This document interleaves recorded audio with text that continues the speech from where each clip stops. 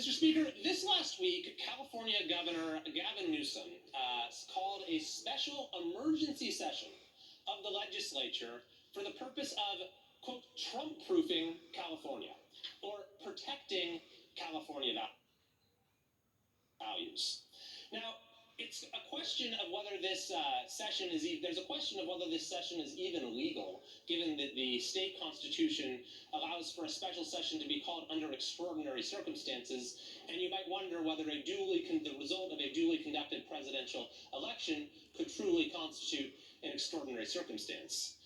More than that, it is clearly a farce, as despite the governor's claims that this is an emergency situation, it was such an emergency that they gavelled in for about an hour and then went home for a month without passing any legislation.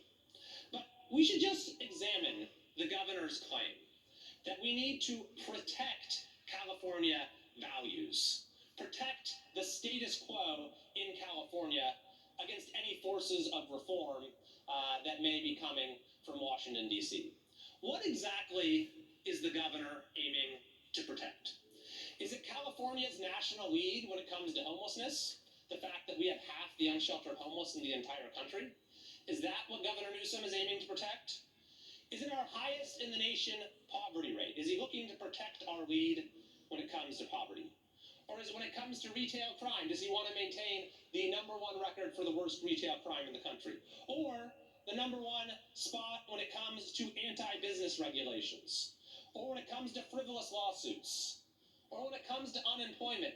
Actually, we're now only second worst in the country when it comes to unemployment, so perhaps his protective measures are aiming to get us back in the lead. Is he looking to protect our standing as the worst state in the country when it comes to an increase in wages? Wages have stagnated in California more than any state in the country. Or when it comes to restrictions on workers and the right to earn a living? Is he looking to make sure that California maintains its lead in gas prices, well above the price of gas in any of the other 49 states? Well, we know he's looking to do that because his own cardboard just passed regulations that are going to raise gas prices about 60 cents a gallon more. Is he looking to protect our standing as #2 in the country in housing costs, #2 in the country in water bills, #3 in the country in energy and electricity costs, #3 in the country in inequality, #1 in the country when it comes to income taxes? Certainly wants to protect California's lead in that respect. Does he want to protect our #1 in the country budget deficit that was reported last year? Or our standing 3rd in the country in road disrepair? Or maybe it's the fact that California has the highest illiteracy rate in the entire country. Perhaps that's what the value that Governor Newsom is aiming to protect. Or relatedly, the fact that we are second out of the 50 states when it comes to educational inequity.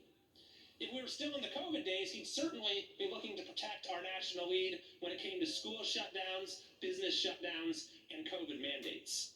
We know that he's looking to protect our national lead when it comes to illegal border crossings. For the first time in the 90s, over the last year, the highest level of illegal border crossings have been in the San Diego border sector, because he stood by California's standing as a sanctuary state. When it comes to funding for illegal immigrants, surely he's looking to protect our lead there, as California is the only state in the country that's offering free Medicaid to those who are here unlawfully. And most certainly, we know the governor is looking to extend California's 4P in leading the nation in one-way U-Haul rentals, and is looking through his protective special session, I'm sure, to make that a 5P. No, Mr. Speaker, California values, as Governor Newsom envisions them, do not need protecting. And I would argue they are not actually the values of Californians. What we're seeing happening in our state is that Californians themselves are looking to Newsom-proof California. That's been happening in my district for quite some time, where we have developed a different model, where we support law enforcement, where we support small businesses, where we believe in respecting the personal decisions of folks in our community. And as a result, we're one of the few areas of the state that people are actually moving to. And by all of these metrics that I just mentioned, we're doing much better than the state as a whole.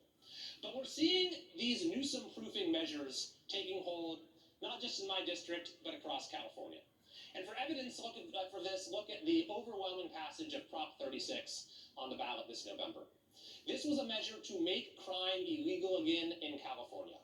It largely rolled back the notorious Proposition 47. Gavin Newsom, and I might add the leaders of the supermajority in the legislature, fought it every step of the way. He concocted several schemes to undemocratically remove it from the ballot, even after it qualified through a citizen petition process. And then he led the No on Prop 36 campaign, and yet at the end of the day, it passed in an overwhelming victory, nearly 70% of the vote, an overwhelming majority, Democrats, Republicans, and Independents. It passed in all 58 counties, wasn't close anywhere, even passed in Newsom's hometown of San Francisco. So, Mr. Speaker, California is now on a path back to sanity.